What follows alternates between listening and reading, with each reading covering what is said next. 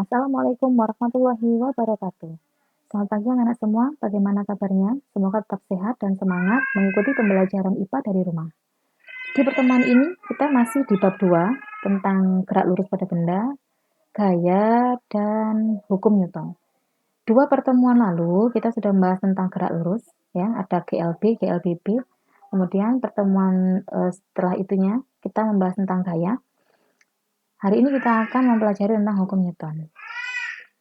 Nah, hukum Newton ini diambilkan dari nama ilmuwan pencetusnya, yaitu Sir Isaac Newton. Sir Isaac Newton ini adalah ilmuwan yang berasal dari Inggris, anak-anak. Pak Newton ini juga yang menemukan teori gravitasi. Ya, teori gravitasi ini. Kenapa kok benda kok turunnya ke bawah? Nah, selain itu, Pak Newton ini juga mencetuskan hukum tentang gerak benda yang dinamakan hukum 1 Newton, hukum 2 Newton, dan hukum 3 Newton. Kita bahas satu persatu. Oke. Anak-anak pernahkah mengalami keadaan seperti ini? Saat mobil diam, kita duduk tenang di dalam kendaraan, tiba-tiba mobil bergerak, tubuh kita terpental ke belakang. Atau seperti ini. Nah, saat kendaraan direm, tiba-tiba tubuh kita tertarik ke depan gitu ya, seperti benda yang ada di atas kendaraan ini. Hal ini karena adanya kelembaman atau inersia. Apa itu kelembaman atau inersia? Kelembaman adalah kecenderungan benda untuk mempertahankan posisi awalnya. Posisi awalnya ini dia penumpang ini duduk tenang di dalam mobil. Kemudian mobilnya tiba-tiba bergerak digas secara langsung. Nah, maka respon tubuhnya bagaimana? Ya terbental ke belakang seperti ini. Sebenarnya badannya ini ingin tetap diam ya, tetapi terpental ke belakang karena ada gaya yang bekerja di sini. Kemudian seperti benda ini. Benda ini untuk mempertahankan kondisi awalnya yang dia diam, kemudian karena kendaraannya ini direm mendadak, tentu saja dia akan terpental ke depan. Begitu ya. Nah, kelembaman itu juga tidak hanya terjadi pada benda yang diam, tetapi pada benda yang bergerak. Nah, kedua mobil ini bergerak dengan kecepatan yang tetap apabila tidak ada gaya yang bekerja di situ. Gaya untuk menambah kecepatan maupun gaya untuk menghentikan laju mobil. Jadi kalau tidak ada gaya mesin, digas ataupun tidak ada rem, maka mobil akan tetap melaju dengan kecepatan yang sama. Ini juga termasuk kelembaman atau inersia. Nah, ini yang dijadikan dasar pencetusan hukum 1 Newton.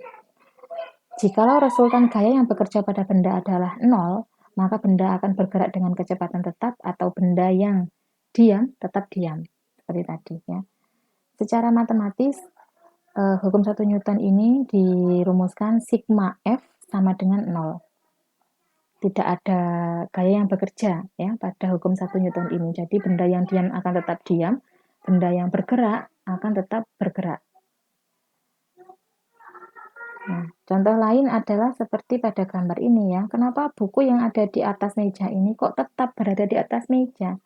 Karena gaya beratnya yang mengarah menuju ke bawah ke pusat gravitasi itu diimbangi dengan gaya normal yang diberikan meja. Makanya bukunya kok tidak jatuh? Bukunya tidak jatuh karena gaya beratnya itu sama dengan gaya normalnya yang berlawanan arah, sehingga di sini resultan gayanya sama dengan 0. Maka buku ini tetap diam, tidak jatuh. Seperti itu anak-anak. Hukum 2 Newton, coba kita lihat, ini ada 3 benda ya. Benda pertama diberi gaya dorong sebesar F. Benda kedua diberi gaya dorong sebesar 2 kali F. Benda ketiga diberi gaya dorong sebesar 3 kali F. Kira-kira benda yang mana yang akan bergerak lebih cepat? Tentu saja benda yang mendapatkan gaya yang lebih besar. Ya kan anak-anak ya? Kamu mendorong benda seorang diri dengan mendorong benda bersama 2 orang teman yang lain. Nah, maka mana yang akan lebih cepat bergerak bendanya? Tentu saja yang diberi 3 gaya ya. Nah, ini sebagai dasar dari hukum kedua Newton, yaitu jikalau terdapat resultan gaya yang bekerja pada benda, maka benda tersebut akan mengalami percepatan. Dan percepatannya berbanding lurus dengan gaya yang diberikan, namun berbanding terbalik dengan massa atau dapat dirumuskan seperti ini. Percepatannya itu berbanding lurus dengan gayanya dan berbanding terbalik dengan massanya atau seperti ini. Bisa dirumuskan seperti ini. Sigma F sama dengan M kali A, itu hukum 2 Newton. Di mana A adalah percepatan benda, satuannya meter per sekon kuadrat, M adalah massa benda, satuannya kilogram, dan sigma F adalah resultan gaya yang satuannya Newton. Gitu. Hukum 3 Newton. Nah, pernah melihat seperti ini anak-anak ilustrasi ini? Ini bagaimana ceritanya ya? Kok roketnya ini bisa terdorong ke atas? Atau pada saat kita mendayung? Nah, ini adalah contoh hukum ketiga Newton. Jikalau ada gaya aksi yang bekerja pada benda satu ke benda dua, maka akan terdapat gaya reaksi yang bekerja oleh benda dua ke benda satu dengan besar sama tapi arahnya berlawanan. Jadi ini ada gaya aksi. Gaya dorongnya roket ini ke bawah. Gaya dorong roket ke bawah ini menyebabkan reaksi, yakni terbangnya roket ini. Dengan besar gaya yang sama, namun arahnya berbeda ya. Gaya dorongnya ke bawah, ini terbangnya ke atas. Orang mendayung juga begitu. Dia memberi gaya diarahkan ke belakang supaya kapalnya ini majunya ke depan. Nah, demikian ini hukum 3 Newton.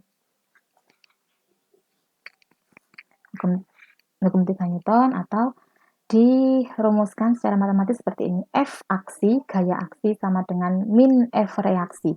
Sama dengan minus gaya reaksi. Gayanya ini sama besar, diberi tanda minus karena berlawanan arah. Begitu ya. Oke anak-anak, demikian singkat penjelasan saya tentang hukum Newton. Nah, anak-anak setelah ini silahkan coba mengerjakan tugas yang ada di link, mengerjakan soal yang ada di link untuk mengidentifikasi mana yang termasuk hukum 1 Newton, mana yang hukum 2 Newton, dan mana yang termasuk hukum 3 Newton. Jika ada pertanyaan, anak-anak bisa menuliskan di kolom komentar atau langsung ke WA saya ya.